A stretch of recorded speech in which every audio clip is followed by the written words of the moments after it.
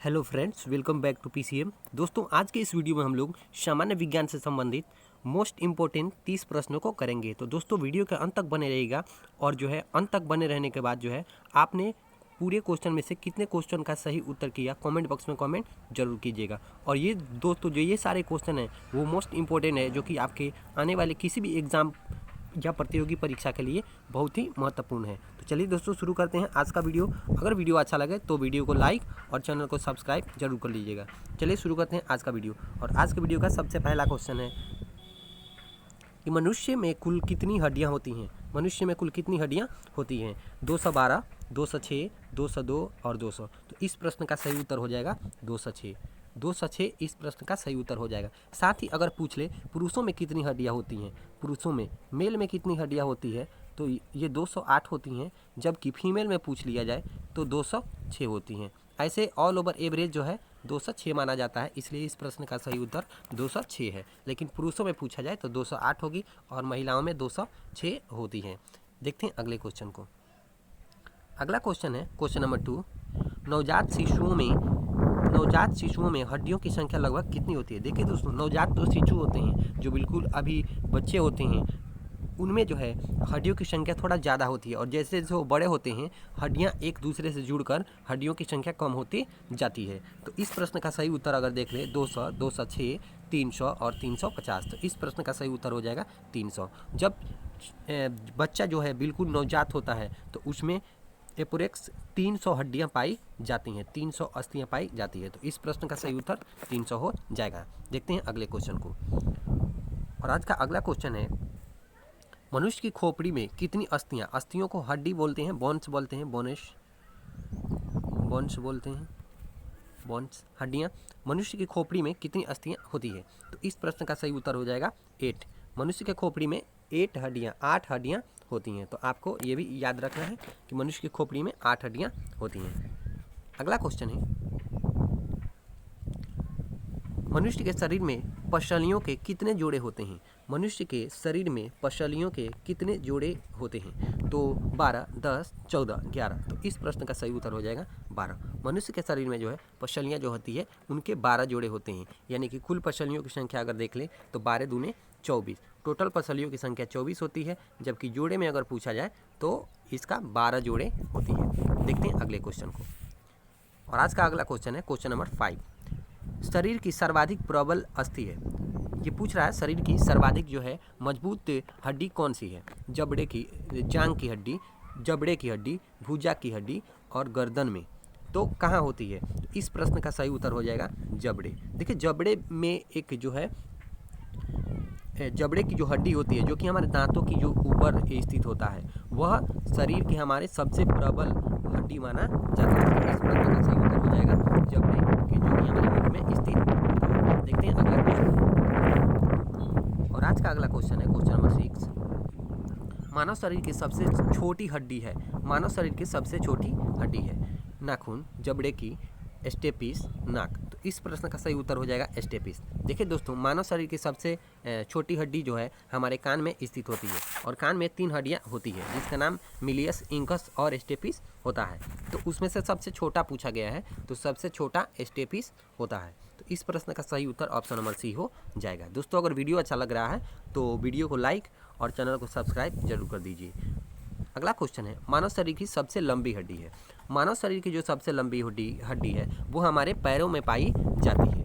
और यहाँ देख लें ऑप्शन में तो स्टेपिस, फेबुला। स्टेपिस जो कान में पाई जाती है, जो सबसे छोटी हड्डी होती है, फेबुला, टिबिया और फीमर। ये तीनों जो है इनमें से सबसे बड़ी हड्डी जो है फीमर होती है, जो कि हमारे जांग में, हमारे पैरों के जांग में पाई जाती है। तो इस प्रश्न का सही उत्तर ऑप्शन नंबर डी हो जाएगा। देखते हैं अगले क्वेश्चन को। अगला क्वेश्चन है निम्न में से कौन मानव के पैर की हड्डी नहीं है? मानव के पैर की हड्डी नहीं है पूछा गया है। तो देख लें टिबिया, हायूमरस, फीमर, फिबुला। इस प्रश्न का सही उत्तर ऑप्शन नंबर बी हो जाएगा। देखिए, हायूमरस जो हड्डी है वह जो है मनुष्य के भुजा, हाथ की हड्डी है, जो कि मनुष्य के भुजा के ऊपर पाई जाती है। और यहाँ देख ले तो टिबिया, फीमर और फिबुला, ये जो तीनों हड्डियाँ हैं ये हमारे पैरों की हड्डी है, जिसमें से फीमर हमारे शरीर की सबसे बड़ी हड्डी मानी जाती है। अगला क्वेश्चन है ह्यूमरस अस्थि कहाँ पाई जाती है? ह्यूमरस अस्थि कहाँ पाई जाती है? तो देखिए ये हमारे भुजा की अस्थि है, तो अग्र भुजा में नहीं पाई जाती, ऊपरी भुजा में पाई जाती है। तो इस प्रश्न का सही उत्तर ऑप्शन नंबर सी हो जाएगा। ये हमारे ऊपरी भुजा पर स्थित होती है ह्यूमरस हड्डी। इंपॉर्टेंट क्वेश्चन है, इसमें जो भी क्वेश्चन है सारे इंपॉर्टेंट है, जो कि आपके एग्जाम व्यू से मोस्ट इंपॉर्टेंट है। तो आप ध्यान से पढ़ें और क्वेश्चन का आंसर भी देने का प्रयास करें। देखते हैं अगले क्वेश्चन को। और आज का अगला क्वेश्चन है, मनुष्य के शरीर में पैर की हड्डी डैश है, खोखली होती है, संधरी होती है, ठोस होती है, किलंक होती है, तो इनमें से क्या होती है? तो देखिए इस प्रश्न का अगर सही उत्तर देख लें तो ऑप्शन नंबर बी हो जाएगा। मनुष्य के शरीर में जो पैर की जो हड्डी होती है उसमें दो हड्डियां इस प्रकार से होती हैं, एक दूसरे के पैरेलल होती हैं, तो इनको हम लोग संधरी बोलते हैं। खोखली तो नहीं होती है और ठोस भी नहीं होती है, क्योंकि उनके बीच में कुछ हड्डियों के बीच में कुछ स्पेस रहता है, इसलिए ठोस भी नहीं कहते हैं, किलक भी नहीं कहते हैं, संधरी होती है, संधरी होती है। इस प्रश्न का सही उत्तर ऑप्शन नंबर बी हो जाएगा। आज का क्वेश्चन नंबर 11 कहता है कि टिबिया नामक हड्डी किसमें पाई जाती है? टिबिया नामक हड्डी किसमें पाई जाती है? तो अभी अभी हम लोगों ने पढ़ा था कि जो है टिबिया, फीमर और फिबुला, ये तीनों जो हड्डियां होती हैं वो हमारे जो है पैरों की हड्डी होती है, जिसको हम लोग टांग भी बोलते हैं। तो इस प्रश्न का सही उत्तर ऑप्शन नंबर बी हो जाएगा। अगला क्वेश्चन है क्वेश्चन नंबर 12, मानव शरीर के किस अंग की हड्डी सबसे लंबी होती है? किस अंग की हड्डी सबसे लंबी होती है? तो जांघ की हड्डी सबसे लंबी होती है, जो कि हमारे पैर में स्थित होता है फीमर। फीमर हमारे शरीर की सबसे लंबी हड्डी मानी जाती है, और सबसे छोटी जो हड्डी है वो हमारे कानों में पाई जाती है, ये भी आपको ध्यान रखना है। अगला क्वेश्चन है, दांतों तथा हड्डियों में पाए जाने वाले तत्व हैं। देखिए दांत का जो निर्माण होता है, दांत का जो निर्माण होता है वह कैल्शियम और फास्फोरस से होता है, कैल्शियम और फास्फोरस से होता है। तो इस प्रश्न में अगर देखें, ऑप्शन में देखें तो ऑप्शन नंबर सी इस प्रश्न का बिल्कुल सही उत्तर हो जाएगा। कैल्शियम व फास्फोरस से जो है हमारे दांत की हड्डी तथा हड्डियों का निर्माण होता है। तो ये दोनों का ही आपको ध्यान रखना है। कैल्शियम और फास्फोरस जो है हमारे दांत और हड्डियों को मजबूत ही करते हैं, ये भी ध्यान रखना है। अगला क्वेश्चन है क्वेश्चन नंबर 14, वृद्धावस्था में मनुष्य की हड्डियां क्यों कमज़ोर हो जाती हैं? आयोडीन की कमी से, लोहे की कमी से, कैल्शियम की कमी से, कोबाल्ट की कमी से। तो बताएं इस प्रश्न का सही उत्तर क्या हो सकता है? तो इस प्रश्न का सही उत्तर होगा कैल्शियम की कमी से, क्योंकि हमारी जो हड्डियां होती हैं और जो हमारे दांत होते हैं ये कैल्शियम और फास्फोरस के बने होते हैं, और कैल्शियम की कमी होगी तो जो है हमारी हड्डियाँ कमज़ोर हो जाएगी। तो इस प्रश्न का सही उत्तर ऑप्शन नंबर सी हो जाएगा। आज का क्वेश्चन नंबर 15 देखते हैं, अस्थि में कौन सा लवण सर्वाधिक मात्रा में होता है? Calcium phosphate, sodium chloride, ferric nitrate, magnesium carbonate. तो इस प्रश्न का सही उत्तर हो जाएगा कैल्शियम फास्फेट। कैल्शियम फास्फेट हमारे अस्थि में सर्वाधिक मात्रा में पाया जाता है। अगला क्वेश्चन है, अस्थियां एवं पेशियों को आपस में जोड़ता है लिगामेंट, टेंडन, उपास्थि, एक नई छोटी पेशी। देखिए अस्थि हड्डी और मांसपेशियों का मतलब मांसपेशी, हड्डी और मांसपेशी को इनमें से कौन सा जोड़ता है, आपस में कनेक्ट कौन करता है? तो इस प्रश्न का सही उत्तर हो जाएगा टेंडन। टेंडन जो है हमारे शरीर में हड्डियों और अस्थियों को एक में जोड़ने का कार्य करता है, इसलिए इसको जो है संयोजी ऊतक के नाम से भी जाना जाता है। अगला क्वेश्चन देखते हैं क्वेश्चन नंबर 17, और क्वेश्चन नंबर 17 है, क्वेश्चन नंबर 17 है, मनुष्य के जीवन काल में कितने दांत 2 बार विकसित होते हैं?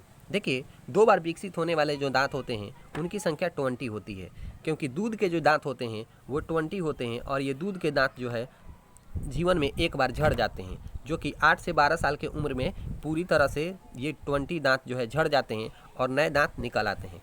तब मनुष्य के जीवन काल में 2 बार जो है दांत विकसित होते हैं, तो उनमें से कितने 2 बार होंगे? तो 20, क्योंकि ये 20 ही दूध के दांत होते हैं और बाकी जो है पूरा एवरेज 32 दांत होते हैं, लेकिन दूध के 20 ही दांत होते हैं। तो ये 2 बार निकलते हैं, एक बार झड़ जाते हैं और फिर दोबारा निकलते हैं।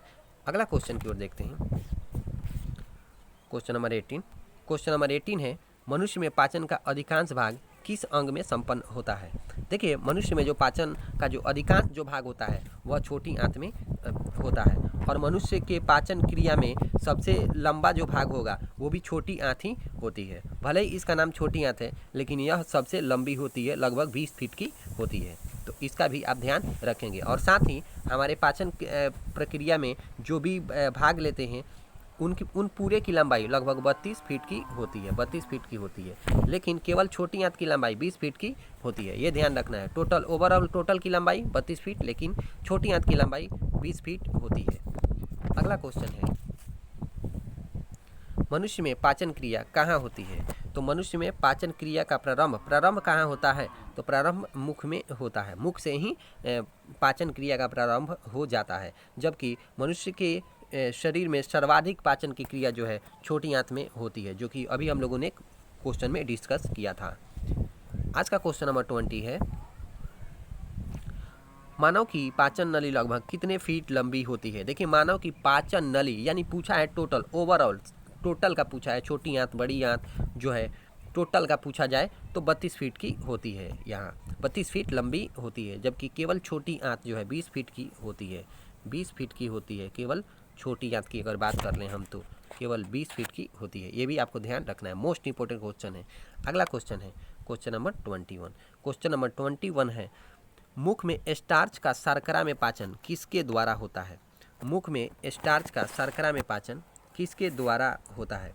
तो इस प्रश्न का सही उत्तर हो जाएगा टाइलिन। देखिए, टाइलिन एक प्रकार का एंजाइम है जो कि हमारे मुख से स्रावित होता है, जो कि मुख में स्टार्च को शर्करा में कन्वर्ट करने का कार्य करता है। साथ ही अगर लाइपेज को जान लें, लाइपेज को अगर जान लें तो ये भी एक प्रकार का एंजाइम है। पेप्सिन, एमाइलेज, ये भी एंजाइम है जो कि विभिन्न कार्य करते हैं पाचन की क्रिया में। अगला क्वेश्चन है क्वेश्चन नंबर 22। पाचन तंत्र का हिस्सा नहीं है, पाचन तंत्र का हिस्सा नहीं है यकृत, पित्ताशय, कॉर्निया, आंत। देखिए, इस प्रश्न का सही उत्तर हो जाएगा कॉर्निया। कॉर्निया की अगर बात कर लें तो कॉर्निया जो है ये हमारे आई में आँख में पाया जाता है, इसलिए जो है इसका पाचन तंत्र से कोई लेना देना नहीं है, जबकि यकृत, पित्ताशय, आंत इन तीनों का जो है पाचन तंत्र में मुख्य भूमिका होता है। तो इस प्रश्न का सही उत्तर ऑप्शन नंबर सी हो जाएगा। अगला क्वेश्चन है 23। शरीर के लिए एंजाइम आवश्यक होते हैं क्योंकि? देखिए, शरीर में जो एंजाइम का कार्य है वो शरीर की सारी क्रियाओं को तेज़ करना होता है, सारी गतिविधियों को तेज़ करना होता है। तो अगर इस ऑप्शन में देखें तो ऑप्शन नंबर डी बिल्कुल ही सही है। ये जीव रासायनिक क्रियाओं के उत्प्रेरक हैं, मतलब कि ये हमारे शरीर के विभिन्न क्रियाओं को तेज़ गति प्रदान करते हैं। तो इस प्रश्न का सही उत्तर ऑप्शन नंबर डी हो जाएगा। अगला क्वेश्चन देखते हैं क्वेश्चन नंबर 24। दूध प्रोटीन को पचाने वाला एंजाइम है, दूध प्रोटीन को पचाने वाला एंजाइम है। देखिए, दूध में पाने वाला जो एंजाइम है वो लैक्टोज होता है, और लैक्टोज का कार्य क्या है? तो लैक्टोज जो है ये दूध में मौजूद जो है लैक्टोज को ग्लूकोज और गैलेक्टोज में बदलने का कार्य होता है। तो दूध में जो प्रोटीन को पचाने वाला जो एंजाइम होता है उसे हम रेनिन बोलते हैं, रेनिन। तो इस प्रश्न का सही उत्तर ऑप्शन नंबर सी हो जाएगा। रेनिन जो है दूध प्रोटीन को पचाने वाला एंजाइम है। अगला क्वेश्चन देखते हैं क्वेश्चन नंबर 25। क्वेश्चन नंबर 25 है, अधिकतम पोषक तत्व रक्त में कहाँ से अवशोषित किए जाते हैं?